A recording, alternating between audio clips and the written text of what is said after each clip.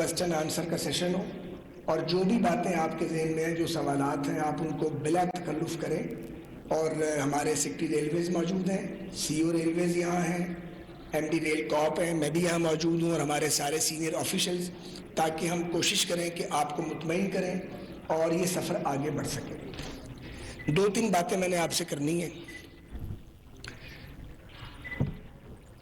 گزارش یہ ہے کہ ہم سب اس پاکستان کے شہری ہیں. ہمیں کوشش کرنی چاہیے کہ پاکستان کو مشکلات سے نکالیں اور اپنے حصے کے پاکستان کو پروٹیکٹ کریں، اس کی حفاظت کریں. جتنی ہماری ڈیوٹی لگی ہے اس کو دیانتداری کے ساتھ اور شفافیت کے ساتھ اس کا اپنا کام سر انجام دیں. میں آپ کو یقین دلانا چاہتا ہوں کہ پاکستان ریلویز میں آپ کا ایکسپیرینس بالکل ڈیفرنٹ ہوگا، اور یہاں کوئی آپ سے چائے کے کپ کا بھی روادار نہیں ہوگا. ہم نے بہت چھان پھٹک کے دیانتدار لوگوں کو کلیدی پوزیشنز پر لگایا ہے، اور ریلویز کے اندر بعضوں کو شاید یقین آئے اور بعضوں کو نہ آئے، کسی طرح کی کوئی پولیٹیکل انٹرفیئرنس نہیں ہے، اور ریلویز کے وزیر کے پاس بھی یہ اختیار نہیں ہے کہ وہ پالیسی میں مداخلت کریں. ہم مل کر ایک پلان کرتے ہیں اور اس پہ ہم کئی بار اس کو سوچتے ہیں، غور کرتے ہیں، گھنٹوں بیٹھ کے ہم ایک دوسرے سے بحث کرتے ہیں اور پھر ایک پالیسی مرتب کرتے ہیں، اور اس کے بعد ریلیجیسلی ہم اس پالیسی کو پروٹیکٹ بھی کرتے ہیں اور سپورٹ بھی کرتے ہیں. میں آپ سے درخواست کروں گا کہ جہاں ایک موقع مل رہا ہے کہ آپ اپنی کمپنیز کے کاروبار کو وسعت دیں، وہاں ہمیں ریونیو کی بہت اشد ضرورت ہے. سچی بات ہے، کیونکہ دنیا بھر میں ریلویز ملکوں کی اکانومی میں بڑا کلیدی کردار ادا کرتی ہیں. انڈین ریلوے کو آپ دیکھ لیں، انہوں نے 88 پہ ڈیسائیڈ کیا تھا کہ وہ ٹرن اراؤنڈ کریں گے، لیکن ایک ریلویز جو بیمار ہو جائے اس کو ٹرن اراؤنڈ میں 2 دہائیاں چاہیے. یہ 2-4 سال کا کام نہیں ہے. یہ نعروں کے ذریعے اور کھوکھلے دعووں کے ذریعے کام نہیں ہو سکتا. سر پھینک کے سنجیدگی کے ساتھ صحیح سمت میں کام کرنا پڑتا ہے. ہم نے اپنے تئیں کوشش کی تھی 13 سے 18 تک 4 سال کام کیا، 5واں سال تو کام کا تھا ہی نہیں، کیونکہ کھینچا تانی شروع ہو گئی تھی اور ریلوے کو ٹریک پہ ڈال دیا. بدقسمتی سے پھر وہ ڈی ٹریک ہوا.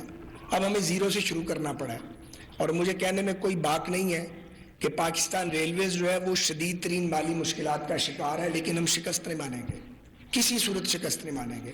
ہم کامبیٹ کر رہے ہیں، ہم مقابلہ کر رہے ہیں، اور ہم ریلوے کو ماڈرنائز کرنے کی کوشش کر رہے ہیں.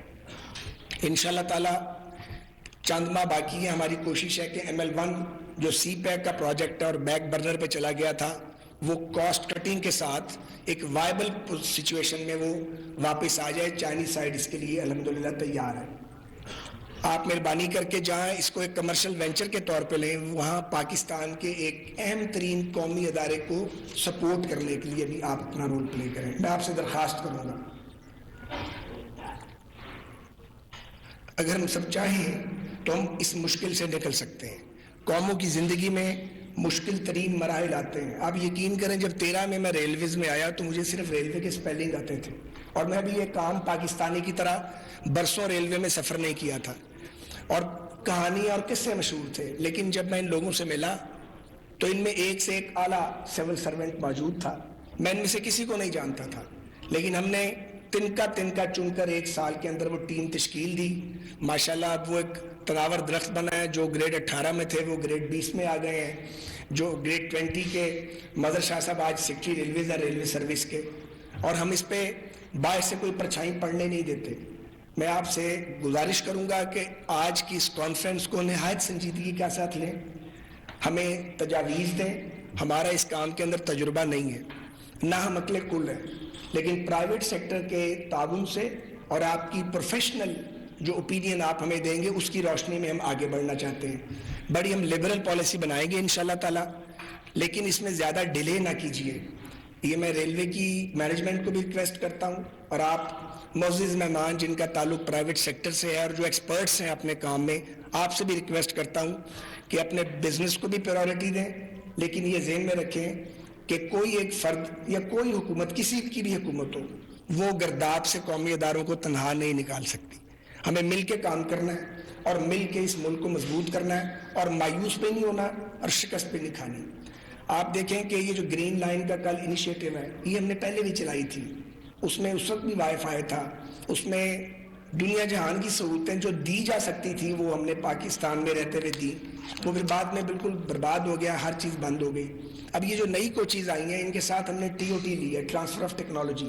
46 کوچیز آئی ہیں، باقی 186 کوچیز ہم پاکستان میں بنائیں گے انشاءاللہ، اور اس کے بعد ہمیں باہر سے کوچیز لینے کی ضرورت نہیں پڑے گی، اور بڑی اچھی کوچیز ہم بنائیں گے. ہمارے پاس بہترین فنی ماہرین موجود ہیں.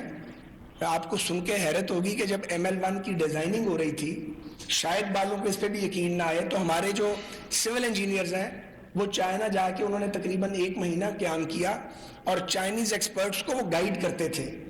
ہمارے پاس ایک سے ایک اچھا ذہن پاکستان میں موجود ہے، موقع ملنے کی بات ہے. تو میں آپ سے بات کو ختم کرتے ہوئے درخواست کروں گا کہ پاکستان ریلویز کے جو سلیکٹڈ ریلوے اسٹیشنز ہیں